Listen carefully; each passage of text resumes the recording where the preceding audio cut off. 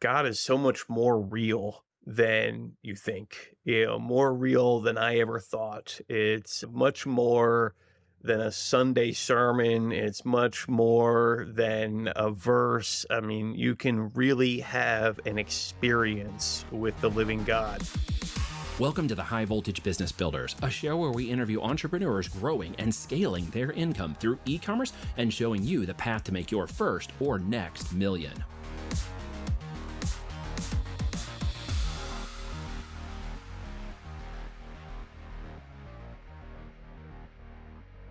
Folks, hey, welcome back to the High Voltage Business Builders podcast. I have the honor of basically interviewing somebody that I've kind of followed for a while. This is actually the first time he and I have chatted. I'm having a lot of those experiences lately of people that I've revolved around on this podcast or in my business and life that I know at some point in the future, I would have a chance to interact with these folks when the timing was right. Most recently, as I was telling Justin, Ron Lynch and I got to finally connect after knowing each other for quite a long time and kind of feeling like we knew each other from the Facebook world of communications and comments and chats. And it was the first time we actually chatted with each other. So Justin, welcome to the call. This is the first time you and I have actually had, I think, a real face-to-face conversation. Yeah, we've talked many times online, but this is the first time face to face. Yeah, and it's good, and I appreciate that, and I'm honored. Yeah, well, dude, we got a lot to jam on because I know in the time that I've known you, there's been an amazing life sharing, mind, spiritual, physical, traveling change, a very big dynamic in your life from the guy that I initially connected with years ago, and I actually looked this up. We connected well over 3 or 4 years ago before, and all these things occurred. A lot of things have happened in your life, and we're gonna unpack some of that. Double click on it, if you will, and do some of this conversation today. So we're going to talk about life and business and finance and whatever else you feel most led to jam about. It's in your heart or things that you're doing in business you want to talk about. We're going to go on all of that. So let's open up the topic and figure out which direction you want to take the convo today. What's most interesting to you right now? Oh, what's most interesting to me right now? Well, Figuring besides green screens and chickens escaping. Yeah, there is balance, it's Yeah. I was on with I speak to a pastor once a week who's in Scotland, and he's a little bit more like my life coach. He's a pastor. He owns a church. He's actually has overseen 500 churches at one point. But I was talking with him about how sometimes my all or nothingness, my all in, it's a Yeah. two-edged sword. Sometimes it's like my greatest weapon, it's because I can like laser in on something and I'm so all in, like nothing else even exists. But, if I do that right now with my faith, is how do I not break everything else around me? Because I don't think that that would be the Mhm. greatest witness. And I'm not sure that's exactly what God means, and maybe he does. And I'm willing to talk about that, but I think Yeah. if I were to go like so all in and I just like let ad skills crumble around me, I would let down my customers. I would let down my family. I would let down my team. I don't think that that's the right call. So that's kind of where I'm at is trying Yeah. to figigure out, like, I need to Okay. have a little bit of a farm because we got like Balance. crazy Yep. inflation, weird stuff going on. I don't know where that's going. Then I got a business because I'm like Yep. preparing for abundance as well. And then you got faith, it's like, Yes. man, how do you balance all these things? And It's a work in progress. My own personal experience is that it's a work in progress to get to the point where we are. And, we were talking about chickens just a minute ago and infrastructure and things like I got to build a new gate today to keep the chickens kind of back and make it easier to get the tractor in and out of for cleanup and stuff. Cause we have, 40 chickens and 40 ducks and we've been working on kind of building up our garden and there's 1,500 square foot of garden to manage now that we keep very busy on. And so we've got a whole infrastructure built up in that. And I will just, to give you some preface, you have to just like your faith, and at least in my experience, is in walking in my yard, walking in my property, walking in balance. It's difficult to do at times because we also homeschool, and I know you do too. And kids yeah, are around and families around, and there's a honey-do list to do, and then there's the business list to do, and then there's people interrupting your calls, and it's a never-ending struggle to try to figure out where you sort of fit into that. What has been some of your like biggest struggles here recently and some of your biggest high points? Like, let's talk about you for a sec. you know, in the early part of my faith, I struggle with legalism much more than I wanted to admit. So part of my weight loss was a little bit of like legalistic. Like I literally thought if I went and ate that Twinkie, I was going to die. Like God was going to smite me down because I grabbed the wrong thing in the refrigerator. Right. wrong thinking, but also kind of accomplish the goal too. So I don't know, maybe there was some mysterious way in there. And now I'm away from that legalism. I realize now that same pastor, he explains it as, yes, the way is narrow, but it's not a tightrope. It's not. Mm, We have to like be fearing every little step that we take because the reality is we're gonna stumble. And but that's what yeah, that's without what God is there for, right? To help pick us up, when we stumble. That's what the word is there for. Is read. like, oh crap, I don't know what I'm doing. Open the book and learn and figure it out. And so that's kind of, you want to talk about low points, high points, low points, legalism, fearing every little thing that I was doing, it's like, is this okay? Is this okay? Yeah, Is that okay?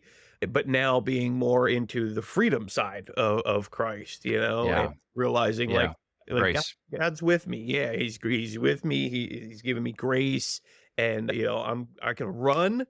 I'm gonna fall as I run. I don't have to tiptoe anymore. I can run full out and know that when I do trip, God's gonna be there to help pick me back up and keep going.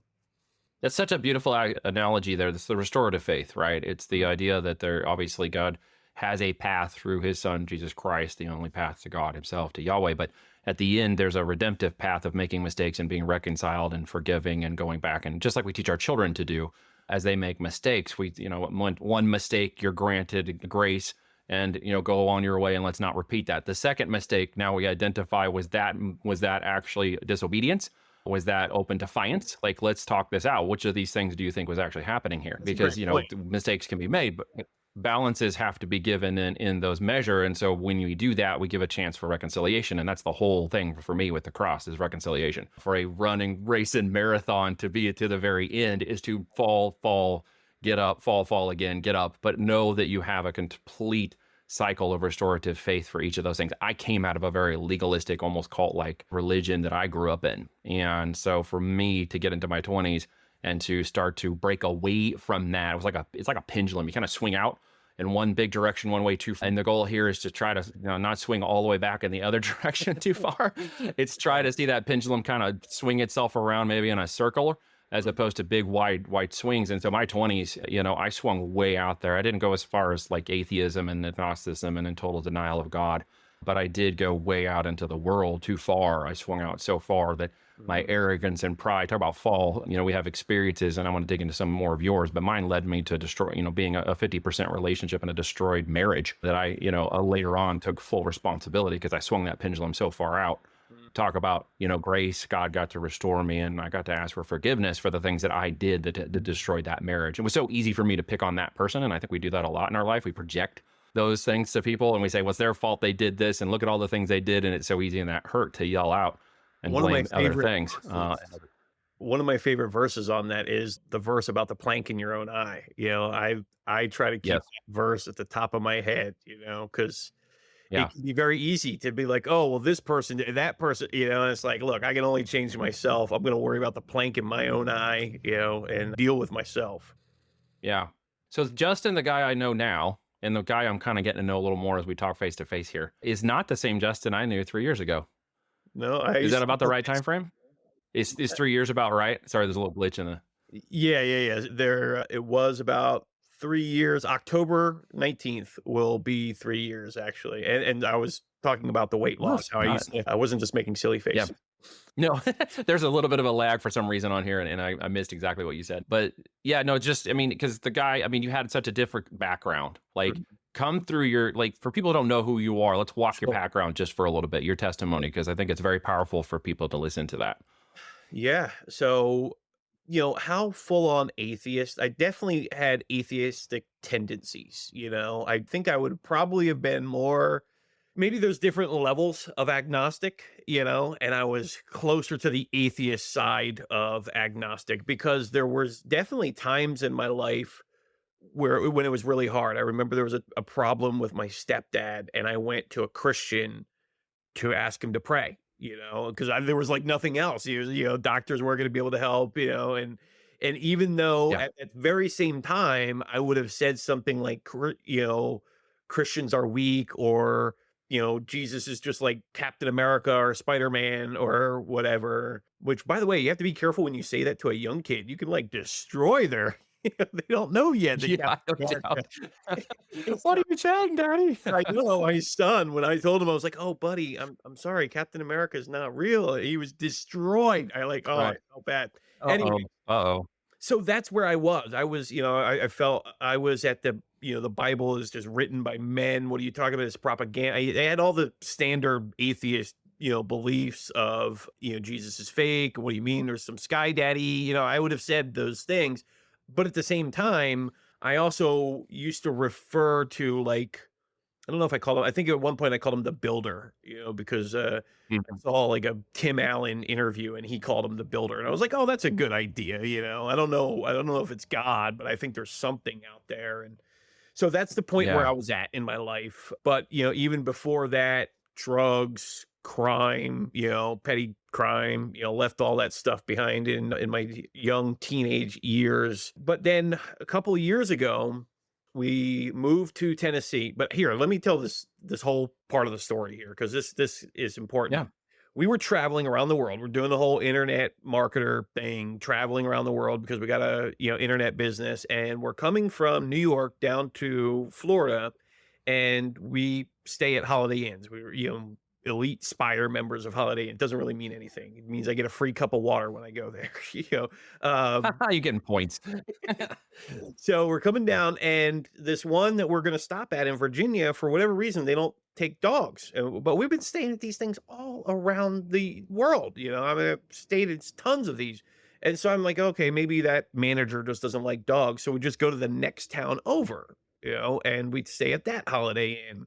Well, we're there. We were only supposed to be there for a day because we're driving, and we're heading to Florida. Instead, we started having a nice time, and I said, Shauna, we're not on any real timeline. Why don't we hang out for the weekend? This is a pretty cool area. So we stay for a weekend, and that Sunday we're at a restaurant, and we're like, let's look and see what it costs to live here, And so we start looking on Craigslist and Marketplace, and we find this cool looking cabin in the mountains, and we're like, hey, let's go pretend Mhm. like we want to buy this thing, and we'll just go see it. We'll get to kind of get a free tour. We fell in love. Yeah. We ended up staying the Yeah. whole week. Yeah. We went and sat with the owners, and we go into their house. They're making fresh applesauce. I never heard of somebody making fresh Yeah. applesauce in their crock pot, Yeah, man. And Yep. so they're making fresh applesauce. They give me some warm applesauce. I said, give me the pen, and we sign the lease. But we still have to finish our Florida trip. So, anyways, they invite us to church, and I'm like, they're not, they tell me my neighbor's a pastor. And I said, "Oh man, this guy, he's not gonna like me. I'm gonna show him all this stuff." Oh, What did I just do? you I know, spot on applesauce and I got religion instead. I was not at all worried about him. I was like, Right. He's gonna be worried about me. Because I'm gonna, show everybody around here how fake all this stuff is."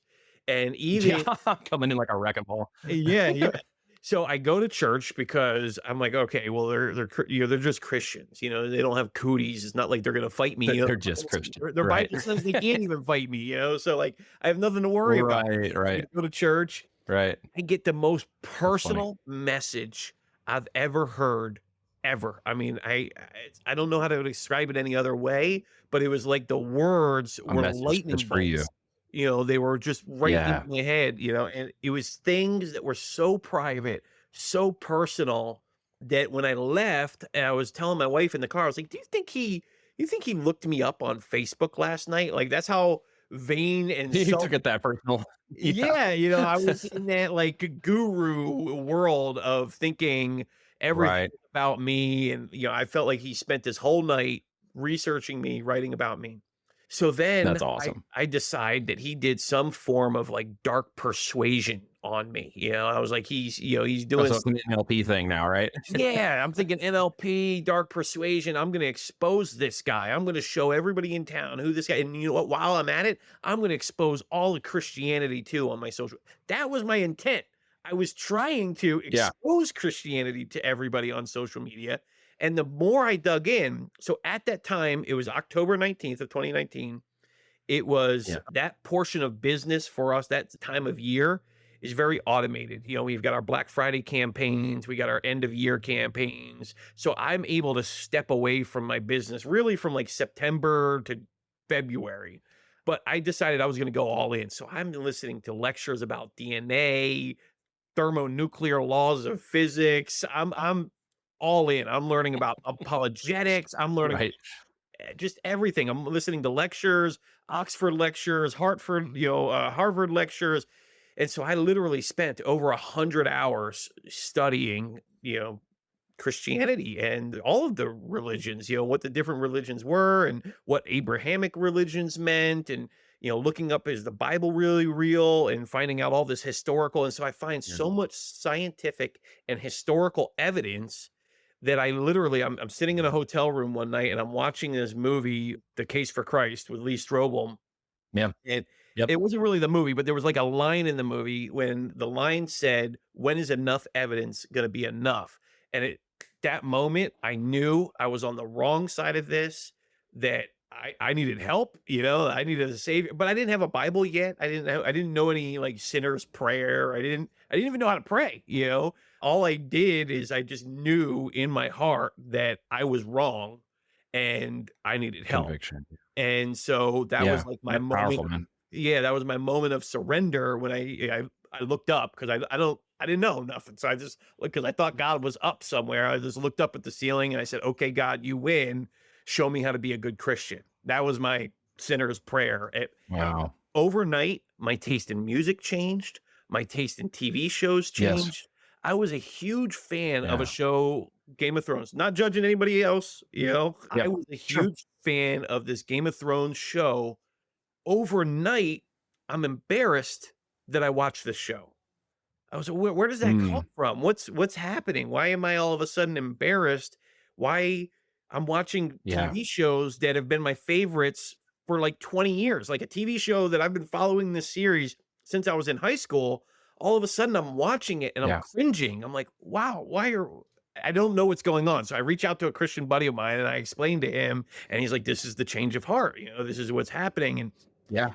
And I didn't Yeah. know, I still didn't have a Bible or know how to pray or anything. And so, and at that time, Kanye West had just come out with his Christian album.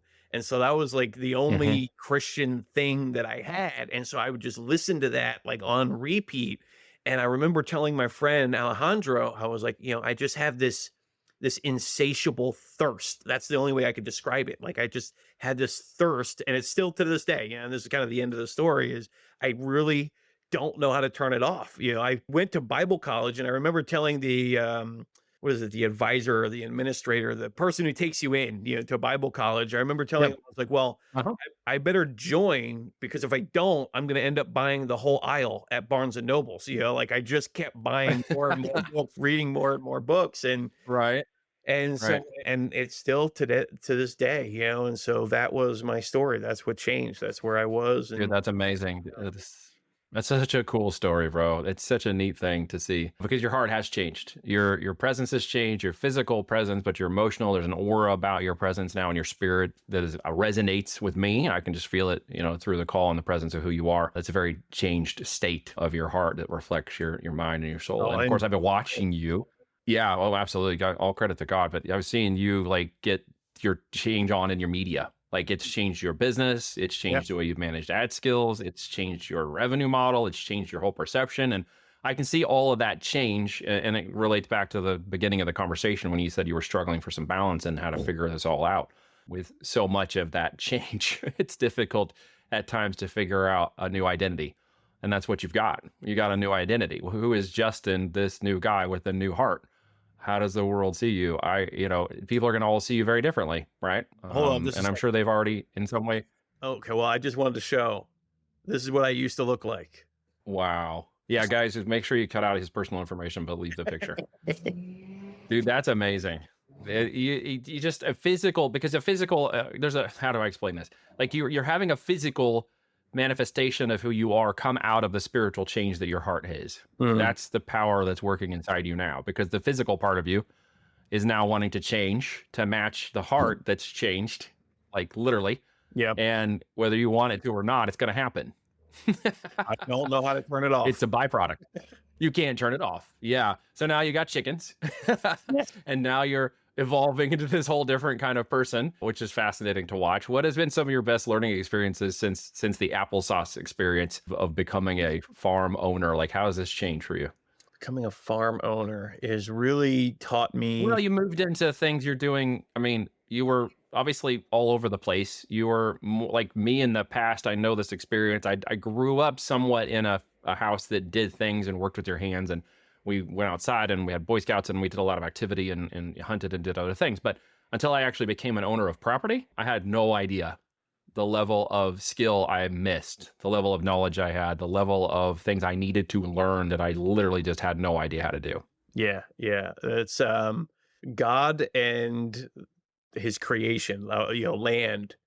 They have you can't muscle your way through that. You're not strong enough. The plants, like when I first showed up on this piece of land, I showed up with like a little Walmart weed eater. Like like that was gonna do something. It's like a little F1. $49 electric weed eater. It lasted me about That's 15 awesome. minutes. And that's kind of what I mean about like God and his creation. It will Yeah. send you Yeah. packing in a heartbeat Yes, it will. if you come at it wrong.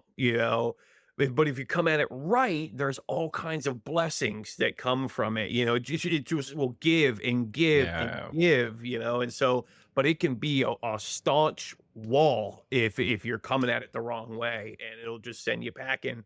So that's really been the biggest lessons that I've learned with all of it, with, the change, with God in my life, with the farm in my life, is realizing faster isn't the way. If you just, and I Mhm. think as business owners, in the whole business world, right? It's all productivity and hustle and optimization. It's always like, how can I, Metrics, metrics. Yeah. yeah, how can I grow bigger, bigger, bigger, faster, bigger, bigger, faster? You will just get to a Right. point, like, a great example is like if you're on the highway, you can only go as fast as the car in front of you.